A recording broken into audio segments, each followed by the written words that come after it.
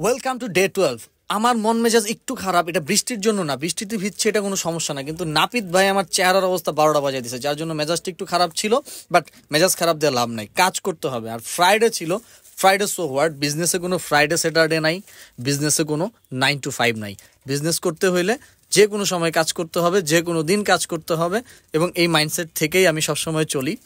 দিনের বেলা আমাদের তেমন একটা কাস্টমার থাকে না, নর্মালি আমরা এই টাইমটাতে অনলাইনের প্রিপারেশনস নিই এবং আমাদের প্যাকেজিংগুলো করে ফেলি। আর প্যাকেজিং করার আগে আমরা প্রত্যেকটা প্রোডাক্ট পাই টু পাই আমরা একদম ভালো মতো কিউসি করে চেক করে তারপর পাঠাই কাস্টমারকে। আমরা চাই না কাস্টমার কোনো কারণে বিব্রত হোক, জিনিসটাকে ভালো মতো প্যাকেজিং করে আমরা কাস্টমারের কাছে তুলে দেই, এবং এটাই আমাদের রেগুলার ডিউটি। এরপরে আমাদের যে আজকে অফলাইন সেল, সেটা মাশাআল্লাহ আলহামদুলিল্লাহ ভালো ছিল।